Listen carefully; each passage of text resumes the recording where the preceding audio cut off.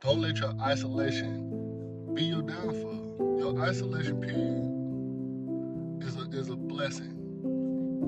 I've heard this from many people, and it's true. And I'm gonna tell you why your isolation period is a blessing. Because during isolation, as you sacrifice smoking, drinking, fornicating, lying, stealing, being a backstabber, pagan and idol worship, which is a big one, as you sacrifice these big things, you're going to be isolated. But the second half of that is you're also going to have God with you. God walks with the people that sacrifices for God's spirit, God's holiness. I can't say he or she because I don't believe God is neither he or she. But if you sacrifice it for the Creator is with you. This spirit that we have in our bodies becomes stronger when we sacrifice what the flesh or the physical is telling us to do. And I know, right? I know that you want to hang with your family. I know you want to be with that woman or be with that man. I know you want to have these things right now. But sacrificing and isolation go hand in hand in 2024. Because nobody wants to sacrifice anything. People will go into rack up credit card debt in order not to have to be patient enough to afford a $1,500 vacation. A $1,500 room. Come on. They don't have the patience for that. So how do you think you're going to walk with somebody like that? You can't walk with them because the journey that you're on requires great sacrifice. But God is with you, okay? God is with you. Now listen to me. If you're trying to date or trying to be married to somebody who don't see your sacrifice, you're going to be requiring from them things that they can't give you or not willing to give you, and it's going to create conflict in your relationships. Even if you're at work, when you're trying to sacrifice certain things, you might not be able to cope with certain people at work because their behavior is going to elevate them in the physical and the flesh, but your elevation is going to have to come from the spirit, which is why your sacrifices are positive. You got to get to the point to where you understand that my life is better this way. My life is better spiritually and physically, but you can't see it physically right off.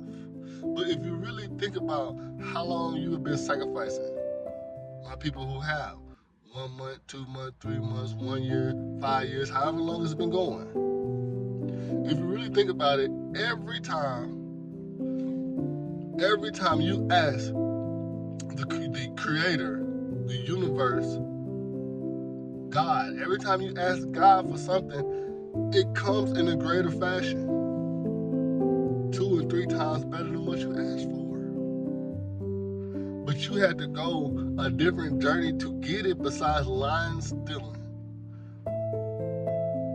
Being very, very manipulative, following the system like a zombie. You can't walk with it like that.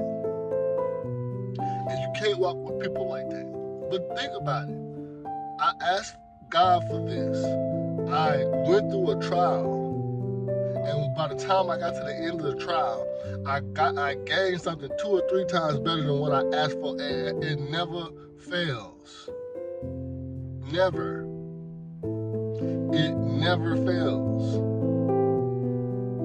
But you gotta understand that unless you surround yourself with people that's on the same journey, you're gonna consistently run into the same foolishness over and over. You can't, we're in 2024, and I'm sorry to say this, but everybody got their own reprobate mind. They not changing. Whoever they are, 9 times out of 10, that's who they gonna be. And I hate to say it like that, but you gotta already be at a level. They have to already be at that level for you to start fooling with them on that type of situation. And I'm saying this because once you understand all of these concepts that I just laid out, you should be the bringer of peace. Why should you be the bringer of peace? Because you know how it ends. You know how these things gonna end. You know that you're gonna start this journey. You're gonna sacrifice what needs to be sacrificed by the laws and the commandments of God. You're gonna ask for this abundance which is promised to you. This ain't something that you that's foreign. No, this is promised to you. You're gonna go through these challenges that's trying to deter you from your belief system and your practices that you've been doing. You're gonna make it through that, and you're gonna receive a double portion. This is how it goes every single time.